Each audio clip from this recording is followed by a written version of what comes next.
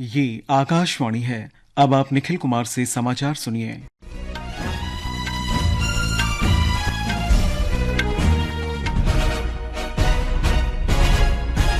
प्रधानमंत्री नरेंद्र मोदी ने कहा है कि भारत वैश्विक भविष्य को आकार देने में अग्रणी भूमिका निभा रहा है। उन्होंने कहा कि देश सभी क्षेत्रों में एक अभूतपूर्व गति से आगे बढ़ रहा है। प्रधानमंत्री ने एक निजी मीडिया संस्थान द्वारा आयोजित विश्व शिखर सम्मेलन को संबोधित करते हुए आर्टिफिशियल इंटेलिजेंस और आकांक्षी भारत की चर्चा की। उन्होंने कोविड-19, वैश्विक अर्थव्यवस्था, मुद्रास्फीति, बेरोजगारी, जलवायु परिवर्तन और युद्ध जैसे मुद्दों का उल्लेख करते हुए कहा कि वैश्विक परिस्थितियां भारत को भी प्रभावित करती हैं। प्रधानमंत्री ने कहा कि राष्ट्रीय जनतांत्रिक गठबंधन सरकार की तीसरे कार्यकाल के सिर्फ 125 दिनों में ही 9 लाख करोड़ रुपए की ढांचागत परियोजनाओं की मंजूरी दी गई है और 15 नई वंदे भारत रेलगाड़ियों की शुरुआत की गई है। श्री मोदी ने कहा कि इन 125 दिनों के दौरान देश का विदेशी मुद्रा भंडार बढ़कर $700 अरब से अधिक हो चुका है। प्रधानमंत्री नरेंद्र मोदी 16वें ब्रिक्स शिखर सम्मेलन में हिस्सा लेने के लिए कल से रूस की यात्रा पर रहेंगे। वे रूस के राष्ट्रपति व्लादिमीर पुतिन के निमंत्रण पर रूस की यात्रा पर जा रहे हैं।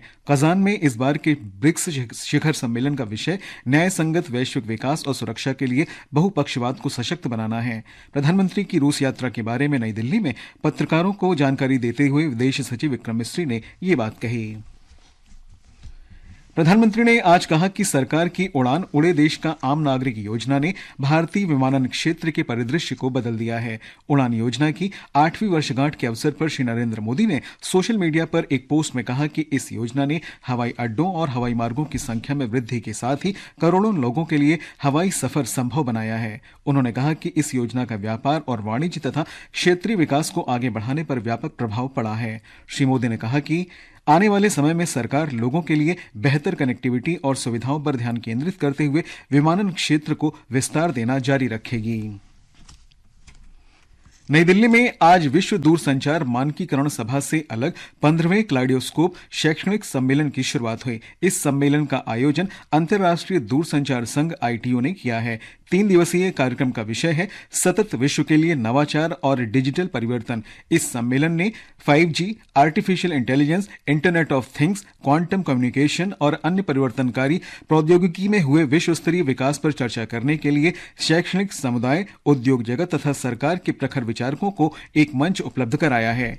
ये पहल डिजिटल अवसंरचना और दूरसंचार मानकों के भविष्य को आकार देने में विश्व के बढ़ते हितों को दर्शाती है। क्लाइडोस्कोप 2024 में अगली पीढ़ी की प्रौद्योगिकी के लिए वैश्विक मानक निर्धारित करने में अंतर्राष्ट्रीय सहयोग की आवश्यकता पर भी बल दिया जाएगा। आज पुलिस स्मृति दिवस है। इस अवसर पर प्रधानमंत्री नरेंद्र मोदी और गृह मंत्री अमित शाह ने वीर गति को प्राप्त शहीदों को नमन किया। प्रधानमंत्री ने देश के पुलिसकर्मियों की बहादुरी और बलिदान को नमन किया। सोशल मीडिया पोस्ट पर एक पोस्ट के माध्यम से श्री मोदी ने लोगों की सुरक्षा सुनिश्चित करने में उनके अटूट समर्पण की प्रशंसा की। सोशल मीडिया पोस्ट में गृह मंत्री अमित शाह ने कहा कि यह अवसर पुलिसकर्मियों और उनके परिवारों द्वारा राष्ट्र को सुरक्षित रखने में किए गए असीम बलिदानों का सम्मान करता है। श्री शाह ने आज सुबह नई दिल्ली में राष्ट्रीय पुलिस स्मारक पर शहीदों को श्रद्धांजलि दी। महाराष्ट्र में राज्यपाल सीपी राधाकृष्णन ने मुख्यमंत्री एकनाथ शिंदे के साथ मुंबई के नायगांव पुलिस मुख्यालय में शहीद पुलिस स्मारक पर पुष्पांजलि अर्पित की।